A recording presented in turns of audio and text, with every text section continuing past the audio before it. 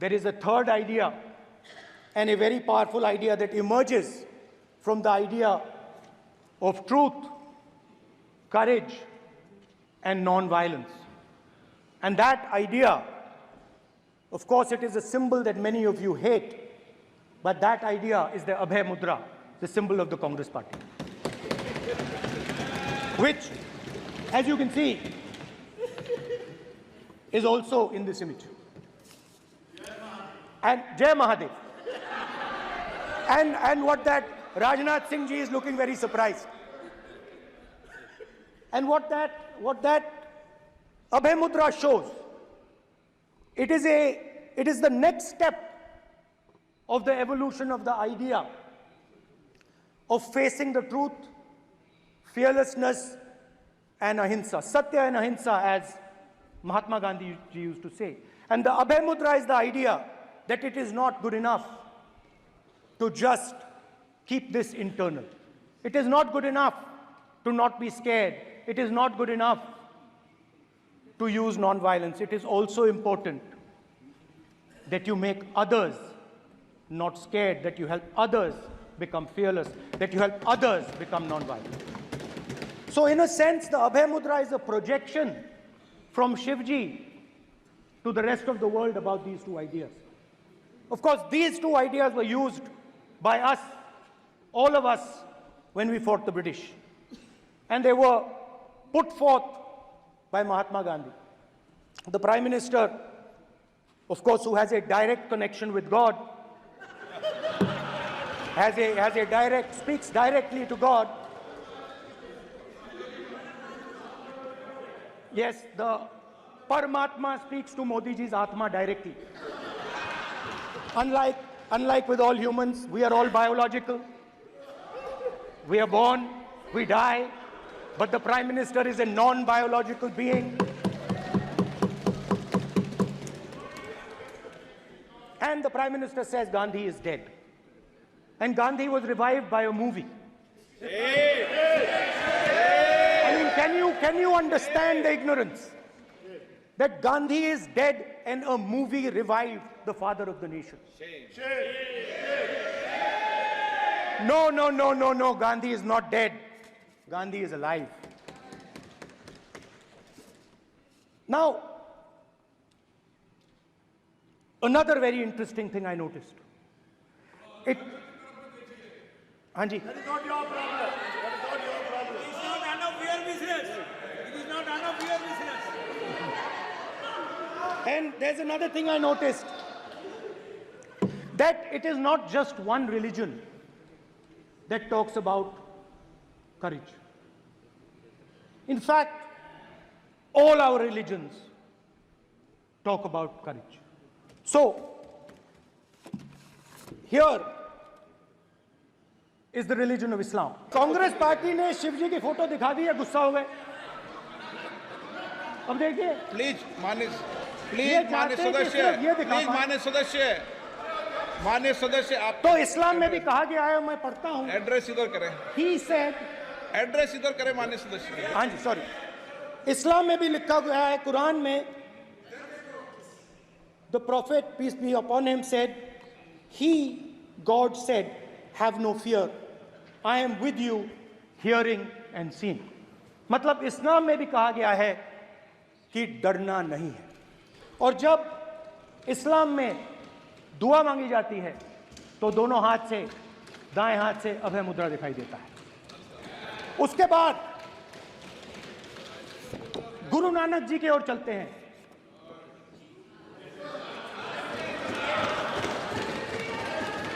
वाहेगुरु जी की फतेह, वाहेगुरु जी का खालसा. जिस धर्म पर आप हर रोज आक्रमण करते हो, गुरु नानक जी, गुरु नानक जी के चित्र में भी आपको अभय मुद्रा दिखाई देगा. गुरु नानक जी भी कहते हैं कि डरो मत, डराओ मत. और पंजाब से गुरु नानक जी मक्का तक गए, थाईलैंड तक गए, अफगानिस्तान गए, श्रीलंका गए, किसी से हिंसा नहीं की, अहिंसा की बात की, सत्य की बात की, और किसी को उन्होंने अपनी जिंदगी में नहीं डराया। उसके बाद जीसस क्राइस्ट की इमेज देखिए, उसमें भी आपको अभय मुद्रा दिखाई देगा। जीसस क्राइस्ट की इमेज में भी अभय मुद्रा, डरो मत, डराओ मत। और जीसस क्राइस्ट ने कहा कि अगर आपको कोई थप्पड़ मारता है तो दूसरा गाल दिखा दो। उसके बाद बुद्ध भगवान, अभय मुद्रा।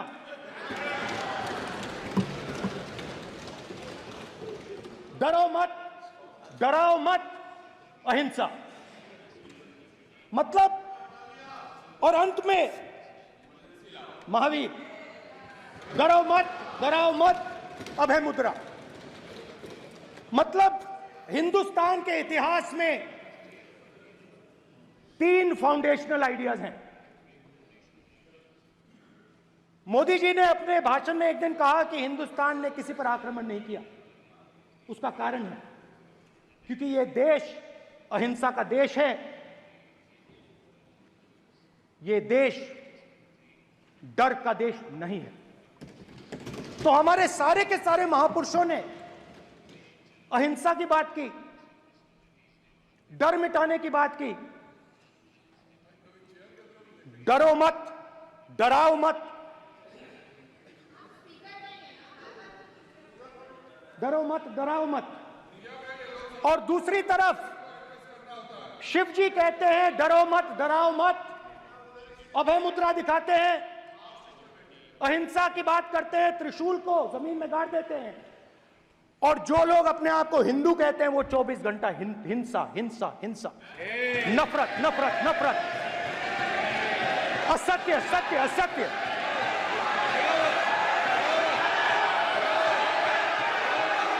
आप हिंदू हो ही नहीं।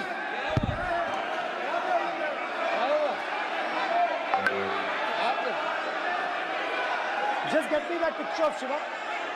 inside because of his Hindu धर्म में साफ लिखा है, सत्य के साथ खड़ा होना चाहिए, सत्य से पीछे नहीं हटना चाहिए, सत्य से नहीं डरना चाहिए। अहिंसा हमारा प्रतीक है। अभय मुद्रा ऐसे कीजिए, ऐसे कीजिए, अभय मुद्रा।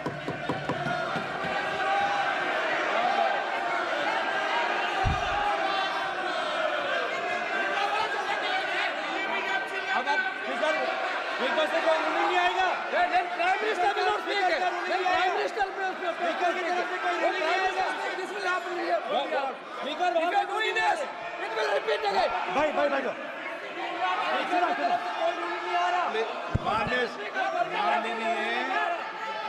ये आप बात समझिए, आप बात समझिए। ये इसलिए चिल्ला रहे हैं क्योंकि तीर जाके दिल में लगा है, दिल में जाके तीर लगा है, इसलिए ये चिल्ला रहे हैं। देखो चुप हो गए, देखिए स्पीकर साहब चुप हो गए सब।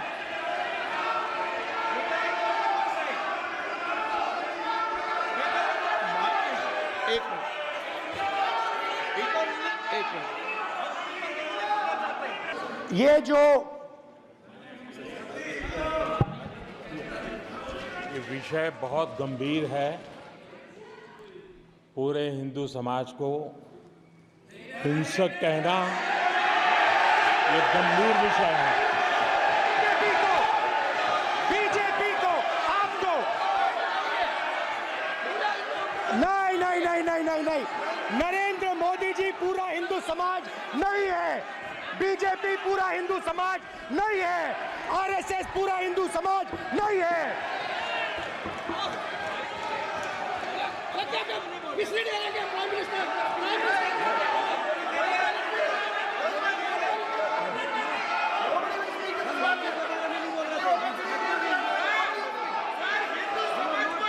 भूपेंद्र यादव जी, ये ठेका नहीं है बीजेपी का।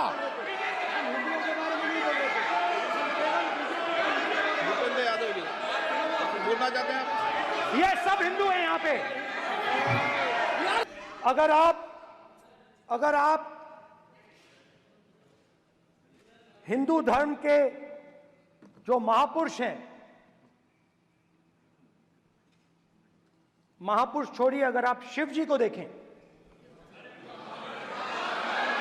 तो क्या हो रहा है सर?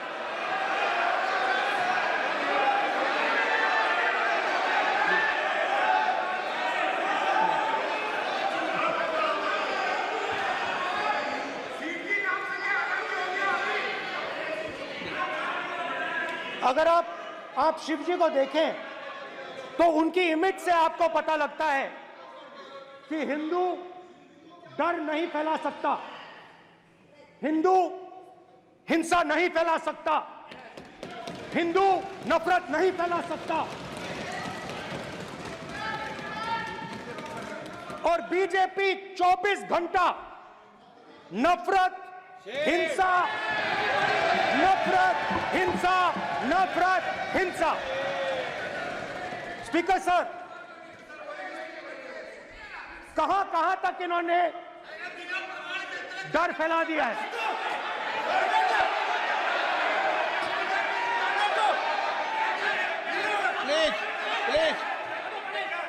सर, कहां तक इन लोगों ने डर फैला दिया? मैं आपको अयोध्या से शुरू करता हूं। सर नमस्कार। अयोध्या ने आपको मैसेज भेजा, अयोध्या ने राम भगवान, माइक दीजिए सर। हाँ सर, मेरा सवाल है सर, इस माइक का कंट्रोलर किसके हाथ में? सर मैं बिल्कुल आपकी रिस्पेक्ट करता हूं स्पीकर सर, मगर मेरे भाषण के बीच में सच्चाई है कि माइक ऑफ हो जाता है।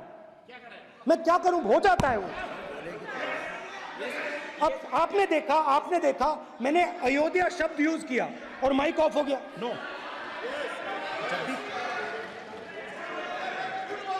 अरे ये प्रधानमंत्री मोदी जी के टाइम में आधा कह रहा है क्या? तो अयोध्या ने राम भगवान की जन्मभूमि, प्लीज ब्रदर, राम भगवान की जन्मभूमि ने बीजेपी को मैसेज दिया, और ये आपके सामने मैसेज बैठे हुए हैं। मैंने इनसे पूछा, कल कॉफी पी, इनसे मैंने पूछा बताइए, मैंने पूछा कि बताइए ये हुआ क्या? बीजेपी ने राम मंदिर का इनॉग्रेशन किया,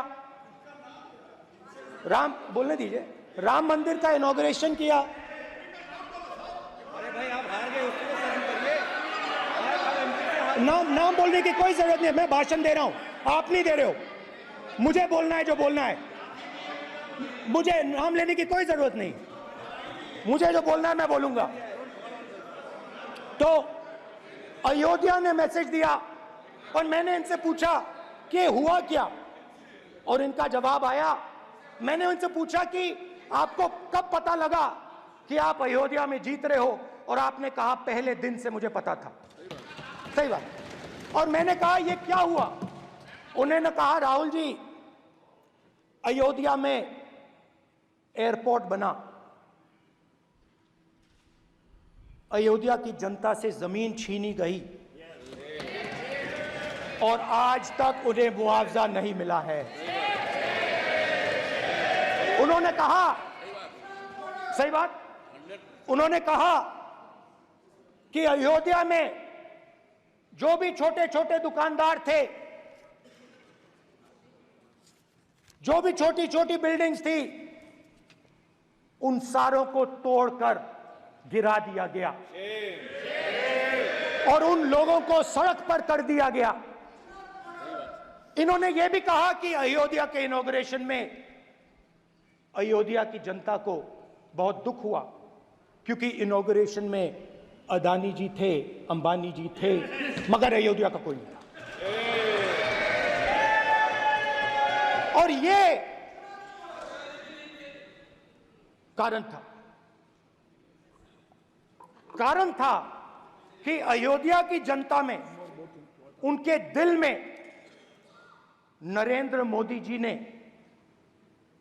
भय डाल दिया। उनकी जमीन ले ली, उनके घर गिरा दिए,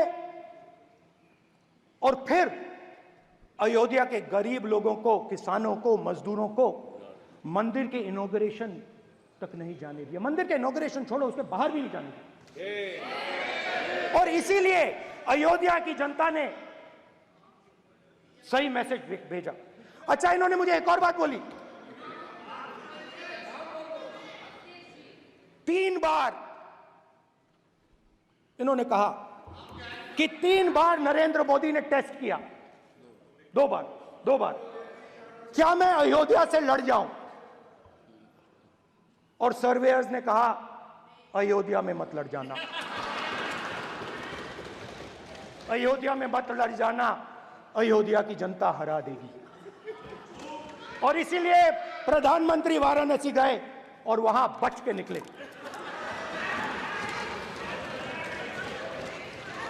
तो अयोध्या की जनता को डराया, पूरे देश को डरा दिया। मैं आपको बताता हूं, आज सुबह में आया, राजनाथ सिंह जी ने मुस्कुरा के मुझे नमस्ते की, और मोदी जी बैठे हैं, मुस्कुराहट नहीं, सीरियस, नमस्ते भी नहीं करते, कहीं मोदी जी ना देख लें, प्रॉब्लम हो जाएगी। वही कहानी गडकरी जी की है, सच्चाई है। स्पीकर सर, आपने कहा कि डिबेट प्रेसिडेंट्स एड्रेस पे होनी चाहिए। ये जो मैंने किया है, अनुराग ठाकुर जी ने अयोध्या की बात की थी, अनुराग ठाकुर जी ने सनातन धर्म पर आक्रमण की बात की थी, इसीलिए मैंने ये किया है।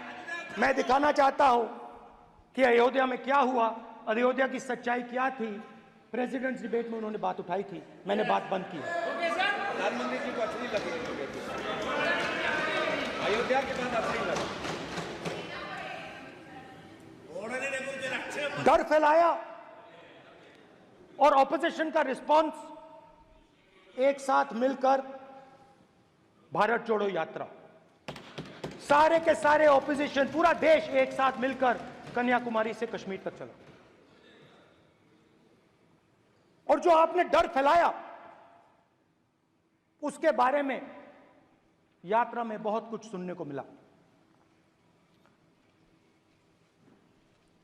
अभी तक याद है, सुबह 7 बजे, 7-8 बजे की बात थी, यात्रा में चल रहे थे, एक महिला आती है, हमारे साथ चलती है, मेरा हाथ पकड़ती है और घबराई हुई सी थी। तो मैंने पूछा क्या हुआ, वो मुझे कहती है मुझे मार रहा है, मुझे मार रहा है।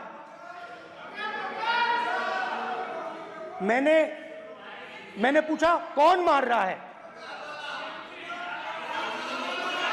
कौन मार रहा है? बेटी बचाओ, बेटी की दुविधा सुनाई नहीं दे रही, बेटी का दर्द नहीं सुनना चाहते, भारत की महिलाओं का दर्द नहीं सुनना चाहते। मैंने पूछा कौन मार रहा है, कहता है मेरा पति मार रहा है। मैंने कहा क्यों? कहती है सुबह का खाना नहीं दे पाई। मैंने कहा क्यों?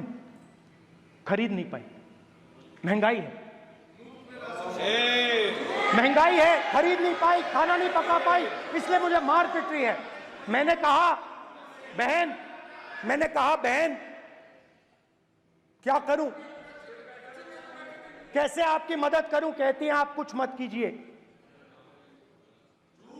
आप कुछ मत कीजिए, आप सिर्फ ये बात याद रखिए कि महंगाई के कारण हिंदुस्तान में हजारों महिलाओं को सुबह पीटा जा रहा है।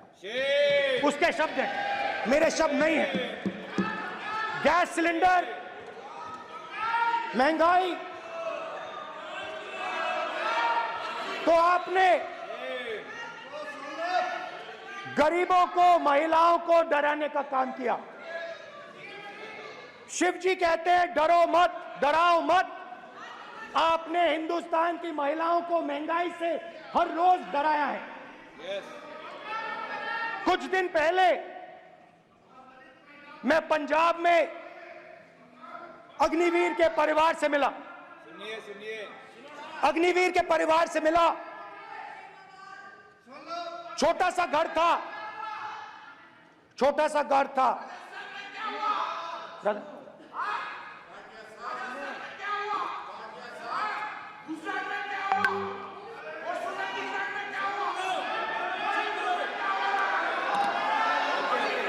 ठीक है सर।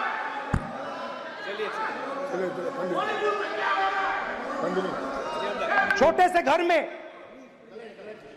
से घर में अग्निवीर शहीद हुआ, लैंडमाइन ब्लास्ट में शहीद हुआ। मैं उसे शहीद कह रहा हूं, मगर हिंदुस्तान की सरकार उसे शहीद नहीं कहती। नरेंद्र मोदी उसे शहीद नहीं कहते हैं। नरेंद्र मोदी उसे अग्निवीर कहते हैं। उस घर को पेंशन नहीं मिलेगी, उस घर को कंपनसेशन नहीं मिलेगी, शहीद का दर्जा नहीं मिलेगा। और बेचारे बैठे हुए थे, 3 बहनें थी, एक साथ बैठी हुई थी, रो रही थी। आम जवान को पेंशन मिलेगी,